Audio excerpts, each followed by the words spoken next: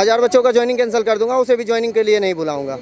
ये धमकी देना हो गया। ऐसा मेरे पास हक है, वो बोलते हैं नोटिफिकेशन में ऐसा लिखा हुआ है। आप ज्वाइनिंग के आधे 1 घंटे पहले आप सीट को रिवाइज करते हो, किस आधार पे? और सिर्फ B2C1 को ही टारगेट किया जा रहा है कि B2C1 की पोस्ट को घटा दिया जा रहा है। मैं बाहर हूँ, 100 नंबर में के 80 नंबर है मेरे, और क्या मैं अब 100 की 100 ला के दूंगा उनको? सरकार ने हमारी मांग नहीं सुनी तो हमें कुछ स्टूडेंट मिलकर आत्मदाह करने के लिए पैनल लगाए हुए हैं, क्या कुछ आपकी फरियाद है, आप क्या चाहते हैं? मैम हमारी 2019 में भर्ती इन्होंने रेलवे वालों ने निकाली थी, तो हम लोगों ने उसमें फॉर्म डाले, सब कुछ हुआ। 2019 से आज 2023 होगी, लगातार भर्ती का समय निकलता गया और फाइनली जब आके हमारा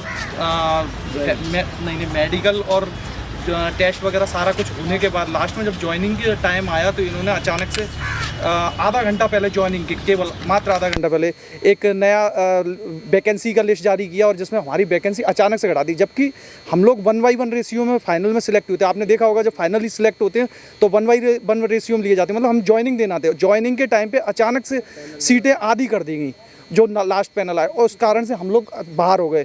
मतलब हम फाइनल मेडिकल डॉक्यूमेंट वेरिफिकेशन हमारा सब कुछ हो चुका है। हमें मतलब ये अभी ज्वाइनिंग की डेट चल रही है और ज्वाइनिंग की डेट पे आप देख रहे हैं हम लोग क्या कर रहे हैं, ये इसीलिए चक्कर है। सब कुछ मेडिकल हो गया, फिटो वहाँ से हमें दे दिया गया, आप फिटो आपके पास, और यहाँ आके हमें पैनल से बाहर कर दिया है।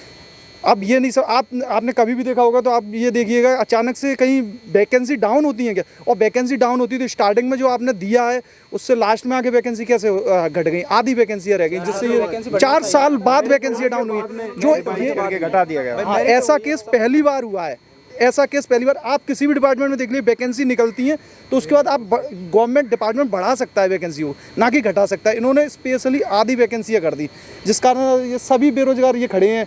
ये वो लोग हैं जो अपने घरों से सिलेक्ट दूर दूर से आए हैं, कोई असम से आया है, कहीं कहीं से आए। आप कहाँ से भाई साहब? मैं ग्वालियर से हूँ। ग्वालियर से। हाँ। तो यहाँ आप क्या करते हैं? मैं कुछ नहीं, डायरेक्ट आया हूँ, अभी ट्रेन से आया हूँ। अच्छा, अभी आप ट्रेन से आए। आप कहाँ से आए? हम गया से हैं और हम लोग का जितने भी सारे ये स्टूडेंट देख रहे हैं सब मेडिकल फिट है, चाहे वो A2 हो, B1 हो, B2 हो या 7 हो, सारे कोई मेडिकल फिट हुए हैं। बस इसमें कारण यही है कि 2019 में जितने भी सारे पोस्ट वैकेंसी निकला था उसको 2023 में सारे मेडिकल फिट होने के बाद में मतलब पैनल आने के मतलब जब पैनल आ रहा उसमें क्या किया गया कि पोस्ट को रिवाइज कर दिया गया और सिर्फ B2C1 को ही टारगेट किया जा रहा है कि B2C1 की पोस्ट को घटा दिया जा रहा है, जबकि 2019 में जितनी पोस्ट थी उसका मात्र कम से कम समझिए 70% पोस्ट B2C1 की थी और अभी मात्र 5% या 10% B2C1 की पोस्ट बच रही है प्रत्येक RRC में मिला करके, प्रत्येक RRC में। जी भाई साहब, आप कहाँ से? राजस्थान से। राजस्थान से। आपकी क्या मांग है इसको लेकर के, क्या चाहते हैं आप? ये हम 1/1 में जो मेरिट पास करने के बाद में सभी का रिजल्ट हुआ है उनको सबके लिए पोस्ट अलॉट की जाए, यही हमारी मांग है।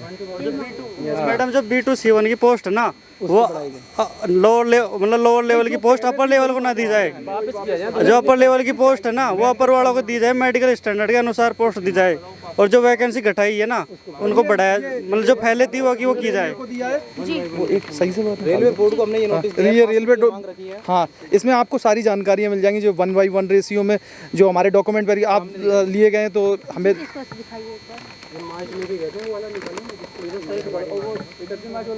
ये हमारी मांगे 5 सूत्री मांगे हैं। इसमें सारी डिटेल दी है कि हम 1/1 रेशियो में सिलेक्ट हुए और हमें वैकेंसी दी जाए, और इसमें B2C1 जो मेडिकल स्टैंडर्ड बारे में इन्होंने जिस बेस से हमें बाहर निकाला है वो भी सारी डिटेल दे रखी है इसमें। आप ज्वाइनिंग के आधे 1 घंटे पहले आप सीट को रिवाइज करते हो, किस आधार पे? और बोलते हैं कि आप नोटिफिकेशन 70 पेज का मैंने डाला है, 70 पेज में कहीं लिखा हुआ है कि मेरे हाथ में इतना पावर है कि मैं उसे घटा सकता हूँ, मैं उसे बढ़ा सकता हूँ। किसने? जो हमारे हेडक्वार्टर CS है, दिल्ली के CS जो है, उन्होंने कहा ये कि मेरे पास अधिकार है, मैं सीट को रिवाइज करूं, घटा भी दूं, बढ़ा भी दूं, कोई दिक्कत नहीं है। यहाँ तक कि उन्होंने ये भी बोला कि अगर ज्वाइनिंग अभी गया हुआ है सभी बच्चों का, तो अगर फिर से हम रिवाइज करते हैं सीट को और उसमें अगर कोई पोस्ट के लिए 4000 सीट है और रिवाइज किए 3000 ही बचा, तो 1000 बच्चों का मैं ज्वाइनिंग कैंसिल कर दूंगा, 1000 बच्चों का ज्वाइनिंग कैंसिल कर दूंगा, उसे भी ज्वाइनिंग के लिए नहीं बुलाऊंगा। ये धमकी देना हो गया। ऐसा मेरे पास हक है, वो बोलते हैं नोटिफिकेशन में ऐसा लिखा हुआ है। हमारे पास इस चीज़ की रिकॉर्डिंग भी आपके पास, और मिनिस्ट्री गया मिलने यहाँ रेल मंत्रालय में अभी, तो वो लोग सुने हैं, बोले कि आप जहाँ तक होगा हम करेंगे, लेकिन गारंटी हम नहीं लेते कि आपको क्लियर कर देंगे। पूछा नहीं कि जहाँ तक होगा हम करेंगे, कहाँ तक होगा आपसे भाई वो साहब? बोल रहे हैं कि आपने, वो बोले हाँ बिल्कुल। आप क्या करते हैं, मतलब अभी तो ये नौकरी इस नौकरी के चक्कर में मैंने इतना खोया कि लगभग 2-3 लाख रुपए खर्च कर चुका हूँ। जयपुर में रह के मैंने पढ़ाई करी है। उसके बाद मेरे को मतलब रिजल्ट लगभग 2-3 साल में तो एग्ज़ाम ली, उसके बाद 1 साल इसको रिजल्ट देने में लग गया, फिर इतना टाइम लगा कि 4.5 साल आज हो गए हैं। इसके कारण इतना तो पैसा खर्च कर दिया, फिर भी उन्होंने लास्ट में जाके जो ज्वाइनिंग थी, मैं तो ये मानता हूँ नौकरी हमारी लग चुकी थी, उसके कारण जब भी उन्होंने रिवाइज करके हमको बाहर कर दिया है। अब इसका कोई भी हमारे पास कोई वो नहीं है कि इनसे हम ज़बरदस्ती कुछ कर सके, ज़बरदस्ती हमको बाहर कर दिया है उन्होंने। हवाला देते हैं कि कोविड आ गया था, इस कारण से वैकेंसी डिले हो गया और कुछ ठीक है, वैकेंसी डिले हो गया, लेकिन अब तो पोस्ट तो दे दो, तुम वादा किए हो ज्वाइनिंग का। इनसे मैं थोड़ी ना मतलब छीन रहा हूँ, मैं तो बोल रहा हूँ कि मेरा जो हक है वो हमें दीजिए, क्योंकि मैंने आपका एग्ज़ाम पास किया, आपका पीटी पास किया, फिजिकल पास किया, मेडिकल पास किया। अगर नहीं कुछ पास होता तब तो हमें पहले ही बात कर देना चाहिए। फाइनल लिस्ट में जब आप मेरा नाम दीजिएगा ना, आप ही ने तो फाइनल लिस्ट जारी किया कि आपका सिलेक्शन हो गया है, और जब ज्वाइनिंग की बारी आई, जैसे हमसे कम मार्क्स वाले बच्चे हैं वो जैसे 49 से लिस्ट उठाई गई है EWS या इनकी जर्नल की 72 से, तो 72 मार्क्स वाले सिलेक्टेड है, और यहाँ काफ़ी 78, 80, 85 वाले नंबर है। 80 नंबर होने के बाद भी मैं बाहर हूँ। 100 नंबर में के 80 नंबर है मेरे, और क्या मैं अब 100 ला के दूंगा उनको? मेरिट में कैसे हो सकता है? ये स्थिति है। बेरोजगार है, कुछ कर भी नहीं सकते, अब पैसा नहीं है वहाँ आगे पढ़ने के लिए। ये बताए भाई साहब, आप कहाँ अगर से? सरकार ने हमारी मांग नहीं सुनी तो हमें कुछ स्टूडेंट मिलकर आत्मदाह करने के लिए वो है, मतलब परेशान है अपने। नहीं, बिल्कुल ये बहुत गलत है। नहीं भाई साहब, ये गलत है, आप कुछ और कर ले, लेकिन खुद को, क्योंकि आप उस माँ के बारे में सोचिए जो 9 महीने अपने कोख में आपको रखी है, तो उसके बारे में सोच कर ही कुछ करे। तो क्या करे फिर, ये सरकार कुछ सुन ही नहीं रही। हम 2 बार यहाँ पर आ गए, 10 दिन से यहाँ पड़े हुए, कोई सुन ही नहीं रहा। मैम क्या करे फिर? मरने को हम जब मेहनत कर रहे हैं 4 साल से, तो उसको फिर करने क्या है, बचा ही नहीं है हमारे पास कुछ करने, वो मरने को मजबूर है। एक बच्चा बुलाया था, एक लड़का एक पोस्ट के लिए था ना, तो उसको जॉब दीजिए ना हम लोगों को। बात ये है ना, मेरिट में 1/1 में पास किया है, तो वो वैकेंसी जो बच रही है, तो वो वैकेंसी कहाँ गई है, हमें बाहर क्यों गया है?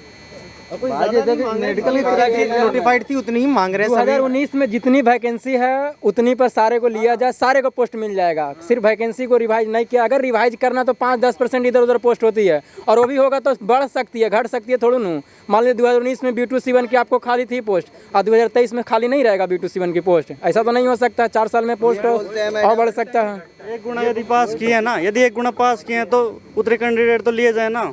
वैकेंसी यदि कम कर देंगे तो कहाँ से लेगा? अरे जी, हाई मेडिकल वालों को, जो लो जिनका मेडिकल है ना, उनको पोस्ट दे देते हैं, इस वजह लो मेडिकल वालों को मिल नहीं पाती पोस्ट प्रेफरेंस के हिसाब से यही है। मिलने का कारण यही है कि पोस्ट सिर्फ घटा दिया गया, इसके वजह से, और कोई कारण नहीं है। मेन मुद्दा है कि पोस्ट को घटाया गया। मिनिस्ट्री का कहना है मैम कि हम क्या वैकेंसी निकाले, क्या नोटिफाई किए, उसके कोई लेना देना है। हम आवश्यकता के हिसाब से ही बच्चों को लेंगे।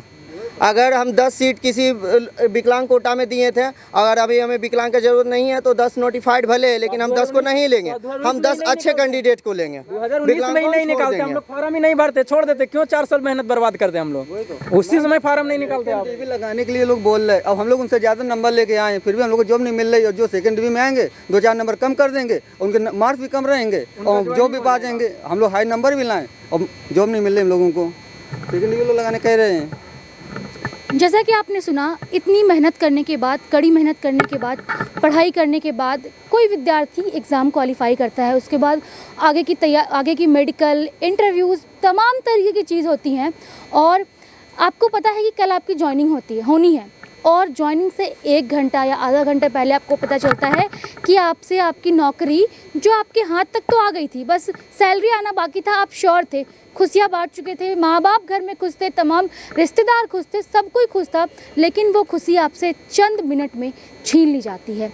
तो इसका जिम्मेदार, कुछ युवक ने कहा कि वो आत्मदाह कर लेंगे। खैर, मैंने उन्हें मना भी किया, क्योंकि उनके बारे में सोचो, जो आपको 9 महीने कोख में पाला है, लेकिन ये उनकी मजबूरी है जो इनसे वो बोलने को मजबूर कर रही है, क्योंकि जाहिर सी बात है, नौकरी आपके, वो कहावत है ना, मुंह तक तो आई लेकिन गले में नहीं उतरी, तो ये हो गई है इनकी हालत। आखिर अगर ये कुछ करते हैं तो इसका जिम्मेदार कौन होगा, इनकी जिम्मेदारी कौन लेगा? क्योंकि जाहिर सी बात है, रोज़गार है, 22 साल, 23 साल, 24 साल, 25 साल के ये युवा हैं, इनके घर वाले की कुछ अपेक्षा है कि नौकरी करे हमारा बच्चा, घर में हम शांति से रहे, हमारा बच्चा शांति से रहे, अपना नाम कुल सब रोशन करे। और देखा जाए तो नौकरी हाथ तो आई लेकिन मिली नहीं। बाकी इस तरह के अपडेट्स के लिए बने रहे। धन्यवाद।